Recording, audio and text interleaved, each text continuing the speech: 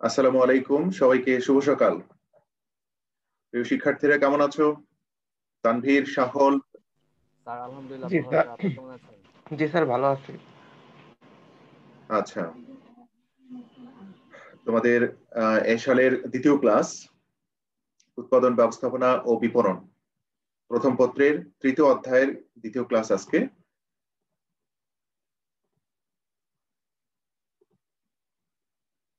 তাই না? আমরা প্রথম দিন পড়েছিলাম। প্রথম ক্লাস হ্যাঁ, আপনার সাথে আমাদের আজকে প্রথম ক্লাস ব্যবসা। উৎপাদন ব্যবস্থাপনা ও বিপণন।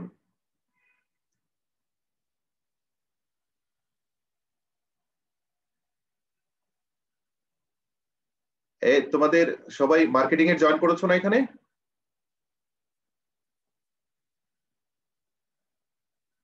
হ্যাঁ,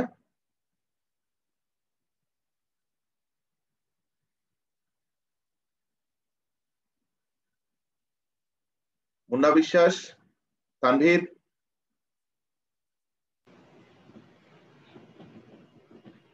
তানভীর শুনতে পাচ্ছ? জি স্যার, শুনতে পারছি। ওরা কি ব্যবসা ওরা সংগঠন হিসেবে ওর- জয়েন করেছিল? জি স্যার, ওরা আমাদের স্যার ফিনান্স স্যার। ফিনান্স, আমাদের আচ্ছা। finance, জি স্যার, sorry, স্যার, finance এখানে জয়েন করেছে কেন? স্যার sorry, স্যার, ফিনান্সের কোনো কিছু দেয় নাই। ফিনান্সের কোনো কিছু দেয়নি, আচ্ছা। স্যার সরি স্যার, আসসালামু আলাইকুম, বেড়ে যাচ্ছে। ওয়ালাইকুম আসসালাম। তোমাদের সবার মার্কেটিং তো নাকি?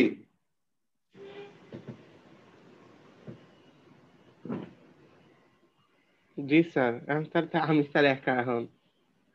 No problem.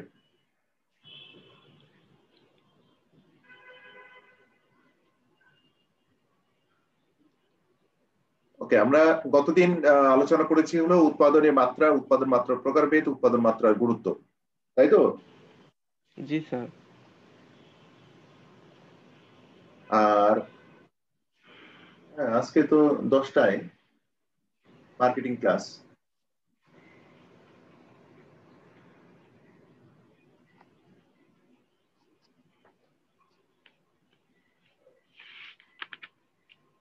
ওকে, আজকে আলোচনা হবে হচ্ছে মিতব্যয়ী উৎপাদন মাত্রা কি, মিতব্যয়ী উৎপাদন মাত্রার সাথে জড়িত ব্যয়সমূহ, অমিতব্যয়ী উৎপাদন মাত্রা কাকে বলে, মাত্রাজনিত ব্যয় সংকোচন, অর্থাৎ মিতব্যয়ী উৎপাদন মাত্রার ব্যয় সংকোচনের কারণগুলো কি কি, ঠিক আছে? এগুলো আমরা আজকে আলোচনা করব। তো গতদিন আমরা আলোচনা করেছিলাম যে উৎপাদন মাত্রা কাকে বলে। উৎপাদন মাত্রা হচ্ছে যে একটি প্রতিষ্ঠানের যে সকল উপকরণ রয়েছে উৎপাদন ক্ষেত্রে, এগুলোর সর্বোচ্চ ব্যবহার করে প্রতিষ্ঠানের সুযোগ সুবিধা অনুযায়ী সর্বোচ্চ ব্যবহার করে যে পরিমাণ পণ্য সেবা উৎপাদন করতে পারে, সেটাই হচ্ছে ওই প্রতিষ্ঠানের উৎপাদনের মাত্রা। কি বুঝতে পেরেছো তোমরা? জি গতদিনে স্যার, আমরা বুঝতে আলোচনা পারছি। করেছি একটি প্রতিষ্ঠানের উৎপাদন করতে ভূমি শ্রম মূলধন সংগঠন ইত্যাদি ব্যবহার করতে হয়, এগুলোর সর্বোচ্চ ব্যবহার করতে হয় এবং প্রতিষ্ঠানের সুযোগ সুবিধার আলোকে যতটুকু ভূমি শ্রম মূলধন সংগঠন রয়েছে এগুলোর সর্বোচ্চ ব্যবহার করে ওই প্রতিষ্ঠান যে পরিমাণ পণ্য ও সেবা সামগ্রী উৎপাদন করতে পারে, তাই হচ্ছে ওই প্রতিষ্ঠানের উৎপাদন মাত্রা।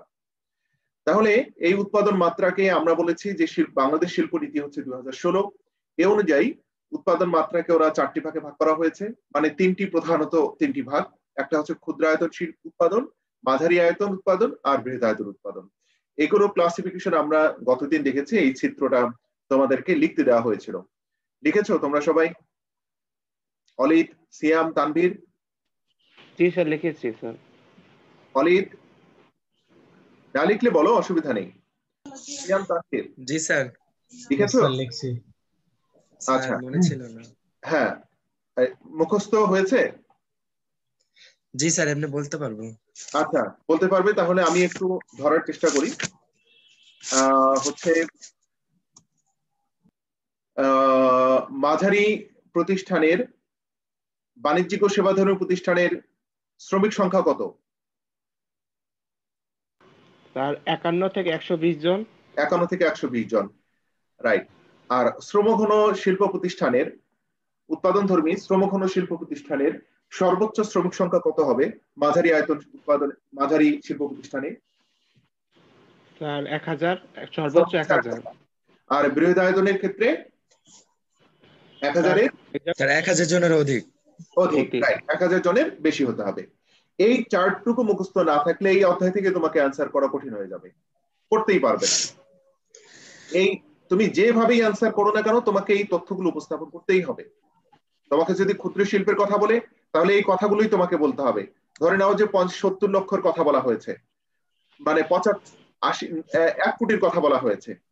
উৎপাদনধর্মী প্রতিষ্ঠানে 1 কোটি টাকা বিনিয়োগ করা হয়েছে এবং শ্রমিক সংখ্যা 31 জন থেকে 120 জন। তাহলে কোন শিল্প প্রতিষ্ঠান হবে? স্যার এটা ক্ষুদ্রায়তন। ক্ষুদ্র শিল্প প্রতিষ্ঠান। তাহলে ক্ষুদ্র শিল্প প্রতিষ্ঠানের ব্যাখ্যায় তোমাকে বলতে হবে যে শিল্প প্রতিষ্ঠানে ভূমি এবং দালান কোঠা বাদ দিয়ে বিনিয়োগকৃত মূলধনের পরিমাণ 75 লক্ষ থেকে 15 কোটি টাকা এবং শ্রমিক সংখ্যা 31 জন থেকে 120 জন। ওই প্রতিষ্ঠানকে ক্ষুদ্র শিল্প প্রতিষ্ঠান বলা হয়। ঠিক আছে না? উদ্দীপকে দেখা যায় যে বিনিয়োগকৃত মূলধনের পরিমাণ 1 কোটি টাকা, যা 75 লক্ষ এবং 75 লক্ষ থেকে 15 কোটি টাকার মধ্যে পড়ে। সুতরাং এটি ক্ষুদ্র শিল্প প্রতিষ্ঠান। এভাবেই তো লিখতে হবে নাকি? জি স্যার। রাইট।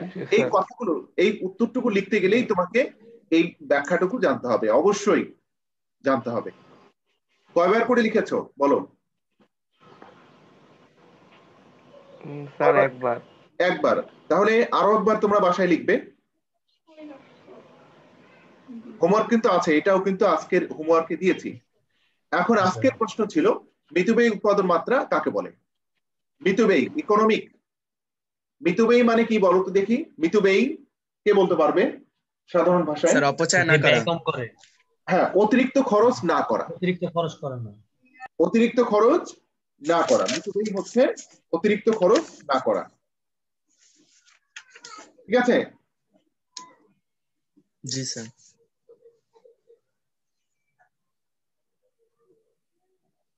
আচ্ছা,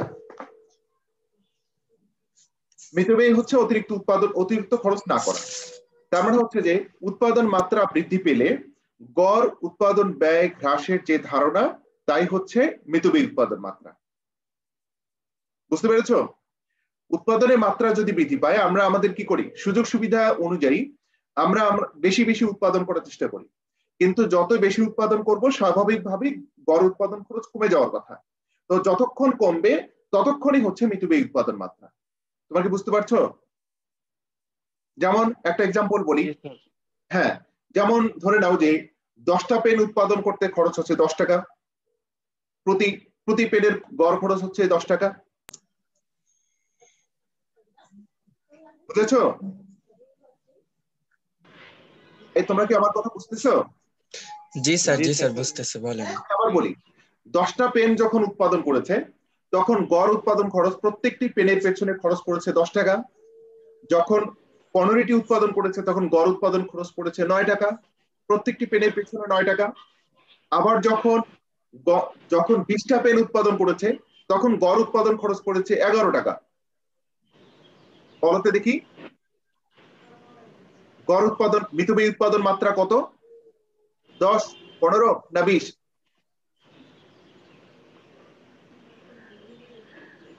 স্যার 10। 10 কেমনে? স্যার বুঝি নাই, তাহলে আরেকবার একটু বলেন। যখন 10টা পেন উৎপাদন করেছে তখন প্রত্যেকটি পেনের পেছনে খরচ পড়েছে 10 টাকা করে। আবার যখন 20 উৎপাদন বাড়িয়ে যখন 15টা উৎপাদন করেছে তখন প্রত্যেকটি পেনের খরচ পড়েছে 9 টাকা, প্রত্যেকটি পেনের পেছনে 9 টাকা। আবার বৃদ্ধি করেছে যখন 20টা পেন উৎপাদন করলো তখন গড় উৎপাদন খরচ হয়েছে প্রত্যেকটি পেনের পেছনে 11 টাকা। বলতে দেখি মিতব্যয়ী উৎপাদন মাত্রা কত? স্যার 15। কারণ কি? স্যার এখানে উৎপাদন ব্যয় কোন সবচেয়ে? গড় উৎপাদন ব্যয় সর্বনিম্ন হয়েছে। আমরা হ্যাঁ এটাই বলতে চাচ্ছি যে উৎপাদনের মাত্রা বৃদ্ধি পেলে গড় উৎপাদন ব্যয় হ্রাসের যে ধারণা, তাই হলো মিতব্যয়ী উৎপাদন মাত্রা। তাহলে যে উৎপাদন ধারণায় উৎপাদনের মাত্রা বৃদ্ধি করা হলে একক প্রতি উৎপাদন ব্যয় হ্রাস পেতে মাত্রাজনিত ব্যয় সংকোচন ধারণা বা মিতব্যয়ী উৎপাদন মাত্রা বলে। এটা কি ক্লিয়ার তোমাদের কাছে? জি স্যার। তুমি যতক্ষণ বৃদ্ধি করবে উৎপাদন বাড়াও, কোনো অসুবিধা নেই, কিন্তু গড় উৎপাদন খরচ যতক্ষণ কমবে ওটাই হচ্ছে মিতব্যয়ী উৎপাদন মাত্রা, সর্বনিম্ন হতে হবে। কিন্তু যদি উৎপাদন ব্যয় না কমে উৎপাদন ব্যয় বৃদ্ধি পেতে থাকে তাহলে কি সেটা মিতব্যয়ী হবে? না স্যার, হবে না। সেটা কি হবে তাহলে? স্যার উৎপাদন খরচ বৃদ্ধি পেতে থাকবে। সেটা কি হবে তাহলে? অমিতব্যয়ী হবে। কি হবে? অমিতব্যয়ী। অমিতব্যয়ী। আচ্ছা, এবার আসো দেখি মিতব্যয়ী উৎপাদন মাত্রার সাথে জড়িত ব্যয়সমূহ। আমরা যখন উৎপাদন করি তখন উৎপাদনের সময় কত ধরনের ব্যয় হয়ে থাকে বলতো? কত ধরনের ব্যয় হয়? তোমাকে স্ক্রিনে দেখতে পাচ্ছ কিছু? জি স্যার, দুই ধরনের। দুই ধরনের ব্যয় হয়। কি কি ব্যয় হয়? স্যার পরিবর্তনশীল পরিবর্তনশীল ব্যয় ব্যয়, স্থির আর ব্যয়। স্থির ব্যয়। স্থির ব্যয়, রাইট।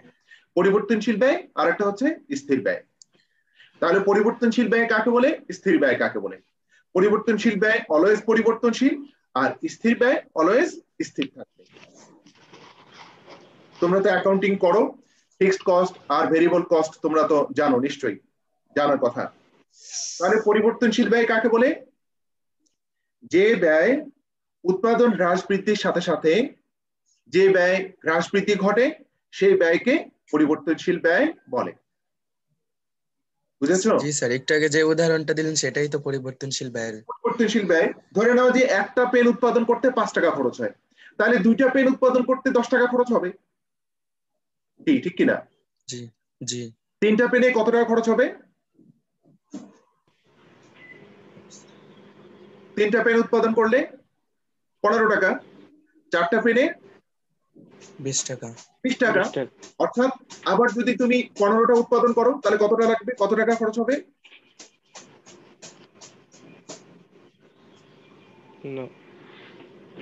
তোমরা কি বুঝতেছো না আমার কথা? স্যার 75। তাই ছেলে, তিনটা পেন উৎপাদন করতে 15 টাকা খরচ হবে, চারটা পেন 20 টাকা, পাঁচটা পেন 25 টাকা। অর্থাৎ এই উৎপাদন বৃদ্ধি হ্রাস বা বৃদ্ধির সাথে সাথে যে ব্যয় হ্রাস বৃদ্ধি ঘটে, পরিবর্তন ঘটে, সেই ব্যয়টাই হচ্ছে পরিবর্তনশীল ব্যয়।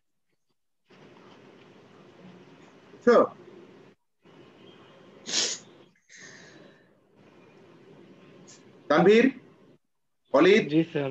অহিব। জি স্যার, বুঝতে পারছি স্যার। হ্যাঁ, আমরা বলছি যে উৎপাদন হ্রাস বৃদ্ধির সাথে সাথে যে ব্যয় অলওয়েজ পরিবর্তন ঘটে সেই ব্যয়টাকে বলা হয় পরিবর্তনশীল ব্যয়। যেমন তুমি যদি আজকে দুপুরে খাও তাহলে তোমার খরচ হবে, না খাইলে খরচ হবে না। তুমি যদি আজকে মজুরি একজন শ্রমিক নাও, শ্রমিকদের মজুরি দিতে হবে, আজকে যদি শ্রমিক না নাও তাহলে মজুরি দিতে হবে না, ঠিক কিনা বলো তো দেখি? জি স্যার। তুমি যদি বিদ্যুৎ ব্যবহার করো তাহলে বিদ্যুৎ বিল দিতে হবে, আর না হলে দিতে হবে না। স্যার মিতব্যয়ের একটা ছক আছে, এটা একটু পারলে একটু বুঝাই দিন। হ্যাঁ, অমিতব্যয়ী একটা ছক আছে। তাহলে দেখো, কাঁচামাল এবং উপকরণ ব্যয়, মজুরি ব্যয়, এগুলো হচ্ছে আমাদের পরিবর্তনশীল ব্যয়। কি ব্যয় বলো? পরিবর্তনশীল ব্যয়। রাইট। আর স্থির ব্যয় কাকে বলে? উৎপাদন হোক বা না হোক যে ব্যয় অবশ্যই হয়ে থাকে সেই ব্যয়টাই হচ্ছে স্থির ব্যয়। ক্লিয়ার? জি স্যার। আরেকভাবে যদি বলি, উৎপাদন হ্রাস বৃদ্ধির সাথে সাথে যে ব্যয় হ্রাস বা বৃদ্ধি ঘটে না সেই ব্যয়কে স্থির ব্যয় বলে। নাকি বুঝো নাই? বুঝেছো?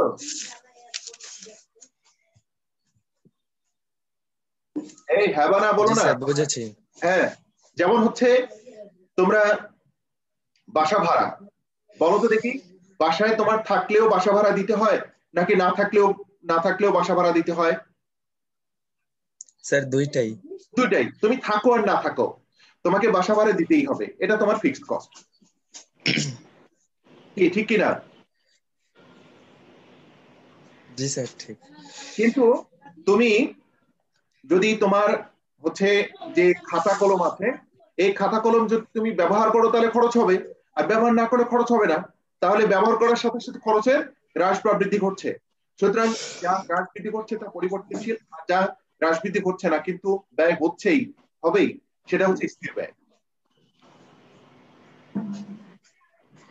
এখন এই যে মিতব্যয়ী উৎপাদন মাত্রার সাথে জড়িত ব্যয়, তাহলে পরিবর্তনশীল ব্যয়, স্থির ব্যয়। তাহলে বলো দেখি, কাঁচামাল এবং উপকরণ, মজুরি ব্যয়, মোট স্থায়ী ব্যয়। এই ব্যয়গুলো, স্থায়ী ব্যয় যতক্ষণ পর্যন্ত এটা ঠিক থাকবে, স্থায়ী থাকবে, স্থির থাকবে, এবং কাঁচামাল, উপকরণ এবং মজুরি ব্যয় যতক্ষণ পর্যন্ত আনুপাতিক হারে হ্রাস পাবে ততক্ষণ পর্যন্ত মিতব্যয়ী উৎপাদন মাত্রা জড়িত থাকবে। কিন্তু যদি উৎপাদনের মানে এই সকল কাঁচামালের যদি খরচ বেড়ে যায়, স্থায়ী ব্যয় যদি বেড়ে যায়, তাহলে আমাদের অমিতব্যয়ী উৎপাদন মাত্রা সংগঠিত হবে। বুঝেছ? জি স্যার, বুঝতে পেরেছি। এখন একক প্রতি উৎপাদন ব্যয় কিভাবে বের করবে? ওই পরিবর্তনশীল ব্যয় যোগ স্থির ব্যয়, পরিবর্তনশীল ব্যয় যোগ স্থির ব্যয় ভাগ উৎপাদনের উপকরণ, উৎপাদনের পরিমাণ, উৎপাদনের পরিমাণ, উৎপাদনের পরিমাণ দিয়ে মোট ব্যয়কে, মোট ব্যয় সমান সমান মোট পরিবর্তনশীল ব্যয় যোগ স্থির ব্যয়, এই দুটাকে, এটার সমষ্টিকে ভাগ করলে একক প্রতি উৎপাদন ব্যয় পাওয়া যাবে। এই একক প্রতি উৎপাদন ব্যয় যতক্ষণ পর্যন্ত কমে যাবে, বৃদ্ধি করার সাথে সাথে, উৎপাদন বাড়ার সাথে সাথে উৎপাদন ব্যয় যতক্ষণ কমবে ততক্ষণ পর্যন্ত মিতব্যয়ী উৎপাদন মাত্রা তৈরি হবে। কার কোনো প্রশ্ন আছে এই জায়গায়? না স্যার। এবার আসো দেখি অমিতব্যয়ী। ওই মিতব্যয়ী উৎপাদন মাত্রা সম্পূর্ণ বিপরীত ধারণা হচ্ছে আমাদের অমিতব্যয়ী উৎপাদন মাত্রা। কি এটা? যে অমিতব্যয়ী উৎপাদন মাত্রার ধারণায় উৎপাদনের পরিমাণ বৃদ্ধি করা হলে একক প্রতি গড় উৎপাদন ব্যয় বৃদ্ধি পায়। ঠিক আছে? একক প্রতি গড় উৎপাদন ব্যয় বৃদ্ধি পায়। অর্থাৎ তুমি যেমন ওই যে 10টা পেন উৎপাদন যখন করেছিলাম তখন প্রত্যেকটি পেনের গড় খরচ পড়েছে 10 টাকা। যখন হচ্ছে 15টা করেছি তখন গড় উৎপাদন খরচ পড়েছে 9 টাকা। আবার যখন উৎপাদন করা হয়েছে হচ্ছে 20টা, তখন গড় উৎপাদন খরচ পড়েছে হলো 11 টাকা। এই যে না কমে 9 টাকার কমে নিচে না এসে বরং 9 টাকা থেকে বেড়ে আরো সামনে বৃদ্ধি পেয়েছে, তখন এই ধারণাটা হচ্ছে অমিতব্যয়ী উৎপাদন মাত্রা। অর্থাৎ মিতব্যয়ী না হয়ে এর উল্টো দিকটা হয়েছে, উৎপাদন বেড়েছে, খরচও বেড়ে গিয়েছে। ক্লিয়ার? যে উৎপাদন ধারণায় উৎপাদনের মাত্রা বৃদ্ধি করা হলে একক প্রতি উৎপাদন ব্যয় বৃদ্ধি পেতে থাকে তাকে অমিতব্যয়ী উৎপাদন মাত্রা বলে। কোনো প্রশ্ন থাকলে করো এই জায়গায়।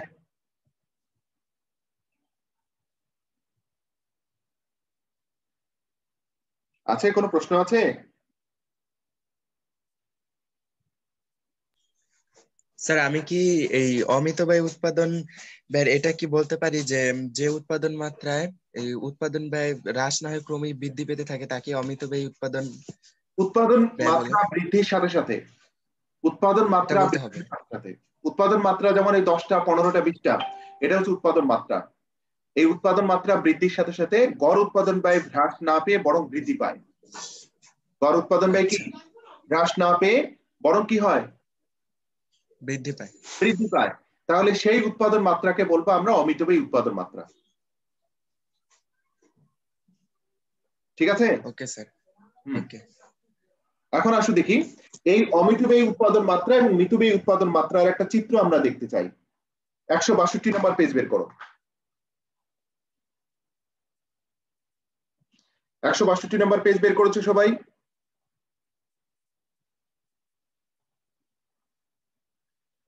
রেসপন্স করো। তানভীর? স্যার আমাদের মেবি 167। আচ্ছা 167 পেজ বের করো। 3.5 3.05। তানভীর, অলিক? জি স্যার। বই বের করেছো? জি স্যার। Yes sir. দেখো এই চিত্রটা দেখো। স্যার এই চিত্রটা কি এক্সামে আসবে? হ্যাঁ, আসতে পারে, প্রশ্নে থাকবে এটা, অথবা প্রশ্নে না থাকলে অমিতব্যয়ী উৎপাদন মাত্রার একটা চিত্র যদি তোমার কাছে চায় তাহলে দেখো হচ্ছে ও ওয়াই হচ্ছে এখানে গড় ব্যয় উপরের দিকে, আর ও এক্স হচ্ছে উৎপাদনের পরিমাণ, ও এক্স, বুঝতে পারছো? জি স্যার। জি স্যার বুঝতে হ্যাঁ, তাহলে যখন ও কিউ পর্যন্ত উৎপাদন করেছে, ও কিউ পর্যন্ত উৎপাদন করেছে, তখন ব্যয় হয়েছে ও সি পর্যন্ত, ও সি। আবার যখন উৎপাদন বৃদ্ধি করে ও কিউ ওয়ান পর্যন্ত যাওয়া হয়েছে, ও কিউ ওয়ান, তখন ব্যয় হ্রাস পেয়ে কত হয়েছে বলতে দেখি? ও সি স্যার ওয়ান। P1। ও সি ওয়ান, রাইট। এইবার চিন্তা করলো যে ব্যয় যেহেতু হ্রাস পেয়েছে আরো একটু বৃদ্ধি করে দেখি, তখন ও কিউ টু পর্যন্ত যদি যাওয়া হয়, ও কিউ টু পর্যন্ত, কিউ টু তোমরা দিতে পারো, আর একটু এক ধাপ এগিয়ে ও কিউ টু পর্যন্ত যাও, এক ধাপ এগিয়ে ও কিউ টু পর্যন্ত যদি যাওয়া হয়, তাহলে বলো দেখি এবার ব্যয় বৃদ্ধি পেয়ে এবার হবে কি, সি এবং সি ওয়ান এর মাঝখানে যাবে, সি এবং সি ওয়ান এর মাঝখানে চলে যাবে। তোমাকে বুঝতে পারছো? স্যার আবার একটু বোঝাই দেন স্যার জিনিসটা। এই যে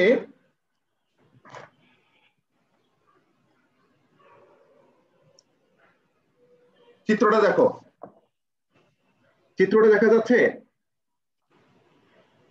ইয়েস স্যার। জি স্যার, স্যার দেখা যাচ্ছে। দেখা যাচ্ছে। আমি একটা চিত্র এখানে নতুন করে ড্র করেছি, এই যে ও কিউ ওয়ান, এবার ও কিউ টু পর্যন্ত গিয়েছি। যখন কিউ ওয়ান পর্যন্ত ছিল তখন আমাদের ব্যয় হয়েছিল ও সি, উল্টো হয়েছে নাকি?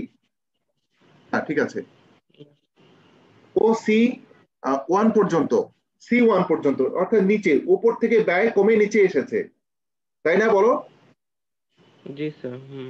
হ্যাঁ, এখন যখন আমরা আর একটু বৃদ্ধি করে ও কিউ টু পর্যন্ত গিয়েছি, ও কিউ টু পর্যন্ত গিয়েছি, তখন এই কার্ভটা কি উপরে চলে গেছে নাকি নিচে চলে আসছে এভাবে? স্যার উপরে চলে গেছে। অর্থাৎ এই কিউ ওয়ান এর পরে এটা আবার বৃদ্ধি পেয়েছে, অর্থাৎ এটা হচ্ছে ব্যয়ের রেখাটা বৃদ্ধি পেয়েছে, অর্থাৎ এই কিউ টু যখন গিয়ে যাওয়া হয়েছে এটাকে সোজা এই ওয়াই রেখা বরাবর টানলে দেখবে যে সি এবং সি ওয়ান এর মাঝখানে পড়ে। জি স্যার বুঝতে পারছি। এবার বলো, এবার ব্যয় বৃদ্ধি পেয়েছে না কমেছে? স্যার বৃদ্ধি পেয়েছে। বৃদ্ধি পেয়েছে। এই যে কর ব্যয় হ্রাস না পেয়ে বরং যেহেতু বৃদ্ধি পেয়েছে, সুতরাং আমরা বলবো এটা হচ্ছে অমিতব্যয়ী উৎপাদন মাত্রা। ক্লিয়ার?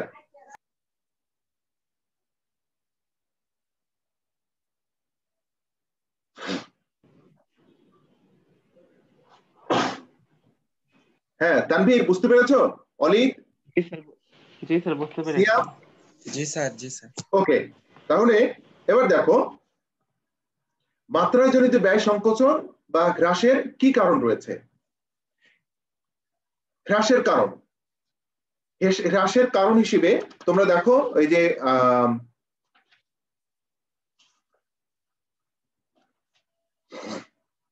3.08 বের করো।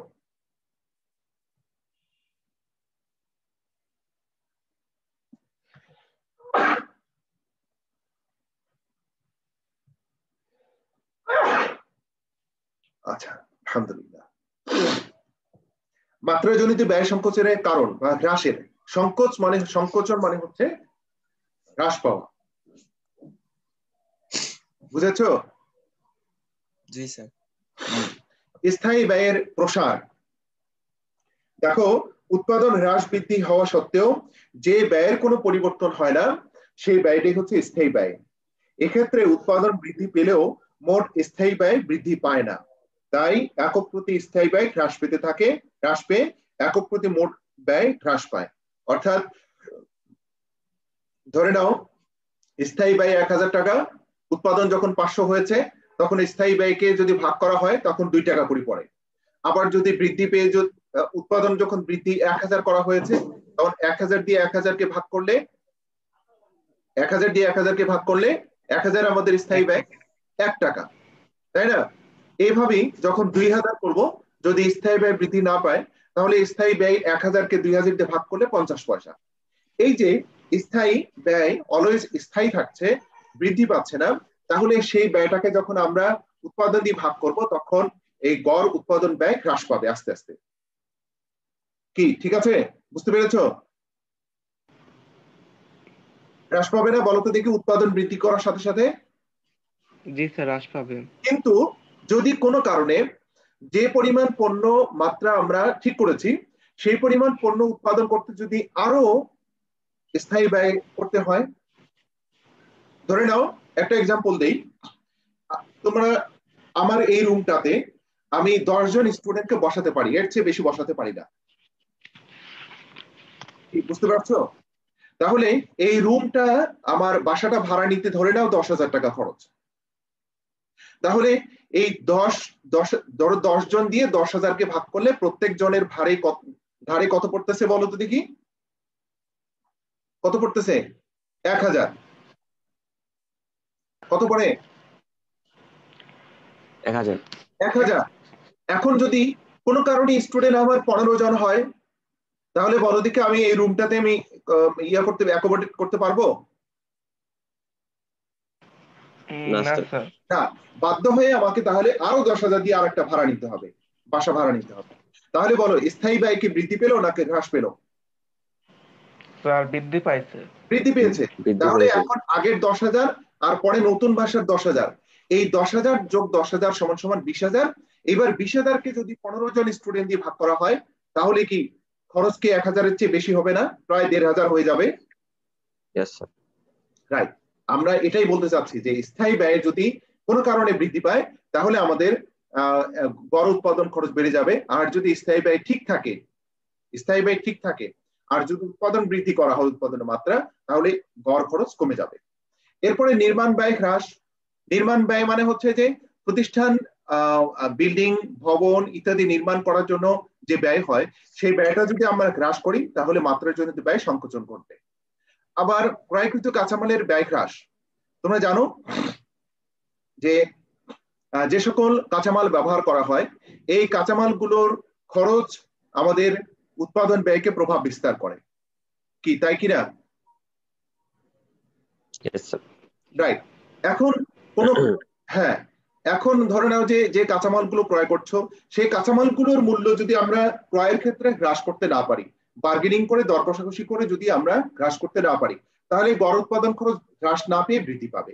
আর যদি আমরা বার্গেনিং করে কমাতে পারি তাহলে আমাদের গড় উৎপাদন খরচ হ্রাস পাবে, অর্থাৎ মাত্রাজনিত ব্যয় সংকোচন ঘটবে। কি বুঝতে পেরেছো? আমরা অনেক সময় যখন ক্রয় করি ক্রয়ের ক্ষেত্রে নগদ ক্রয় করতে চাইলে তখন বাট্টার সুযোগ পাই, অথবা নগদ ক্রয় না করলেও অনেক সময় বাট্টার সুযোগ দেয়া হয়। সেই বাট্টার সুযোগটা যদি গ্রহণ করা হয় তাহলে প্রতিষ্ঠানে গড় উৎপাদন খরচ কমে যাবে।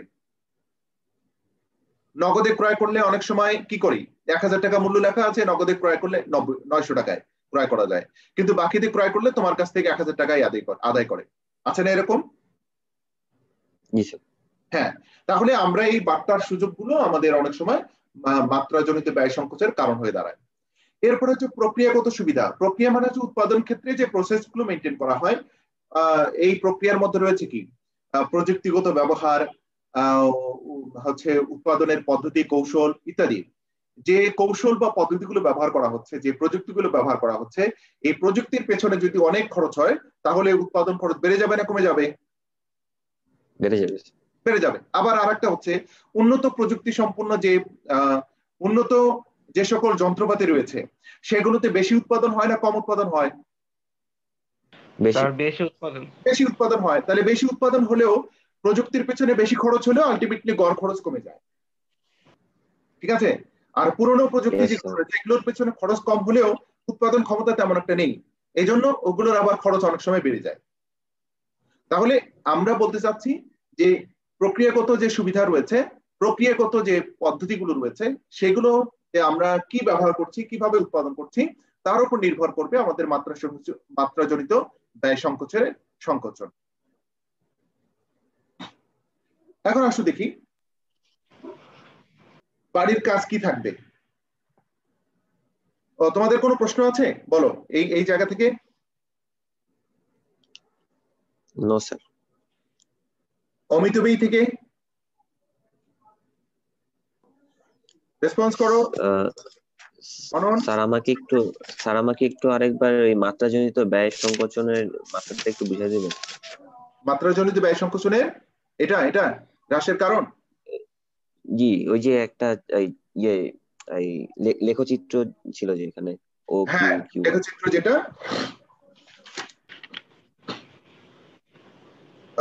হচ্ছে 165 নাম্বার পেজ বের করে দেখতে পারো, 3.07। জি স্যার। 3.07 দেখো যে যখন আমরা কিউ মানে হচ্ছে কোয়ান্টিটি আর সি তে হচ্ছে কস্ট, তাহলে কোয়ান্টিটি নিচে আছে অর্থাৎ উৎপাদনের পরিমাণ যখন ও কিউ হয়েছে তখন গড় খরচ হয়েছে কত? পি বিন্দুতে মিলিত হয়েছে, পি বিন্দু অর্থাৎ ও সি হয়েছে ও সি কস্ট। এবার শুধু দেখি যখন ও কোয়ান্টিটি যখন বাড়িয়ে কোয়ান্টিটি 1 করা হয়েছে অর্থাৎ Q1 পর্যন্ত যাওয়া হয়েছে তখন আমাদের খরচ কোথায় গিয়ে ঠেকেছে? OC1 এসেছে। দেখতে পাচ্ছ? ইয়েস স্যার, বুঝতেছি। অর্থাৎ C1 লম্বা রেখা মানে আনুভূমিক রেখা আর কিউ থেকে লম্বালম্বি, এই দুইটা যে বিন্দুতে মিলিত হয়েছে সেটা হচ্ছে P1। তাহলে P1 হচ্ছে আমাদের P1 এ খরচ কমে গেছে। এই যে কার্ভ রেখা যেটা আছে এই রেখাটা নিচের দিকে এসেছে, এখনো উপরে ওঠা শুরু করে নাই কার্ভ রেখা। আবার যদি ও Q2 পর্যন্ত যাওয়া হয়, Q2 বুঝো? Q1 এর পরে আরেক ঘর পরে Q2 পর্যন্ত দিয়ে দেখো, Q2 যদি দাও তাহলে Q2 তো লম্বালম্বি একটা রেখা টানো তো উপরে স্কেল দিয়ে, কোথায় স্পর্শ করে কার্ভকে?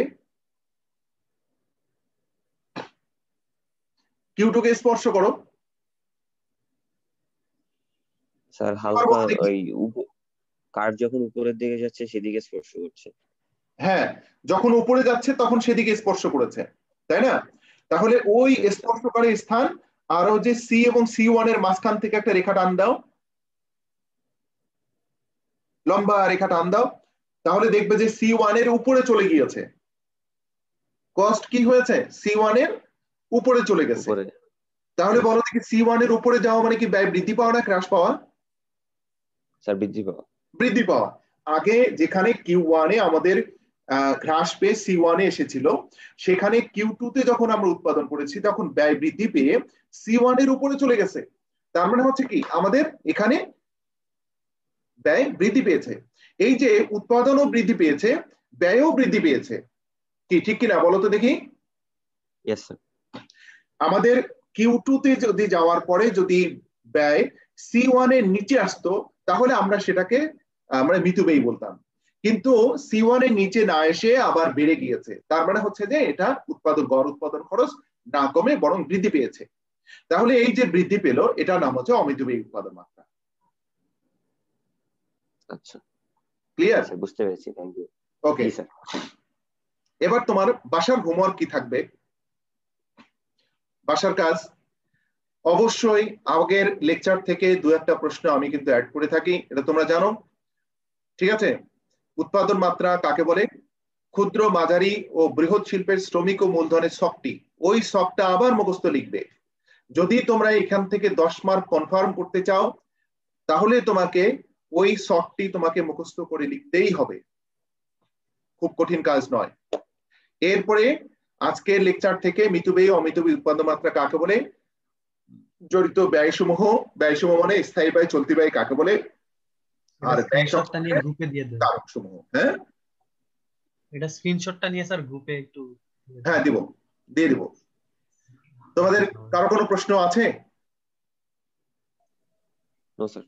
না না স্যার। তাহলে আজকে কতজন প্রেজেন্ট ক্লাসে?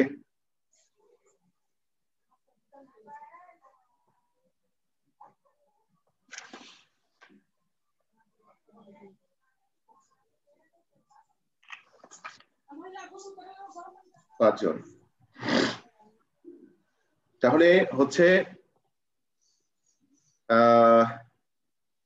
সামনে কোনো এক্সাম হতে পারে? হ্যাঁ হতে পারে।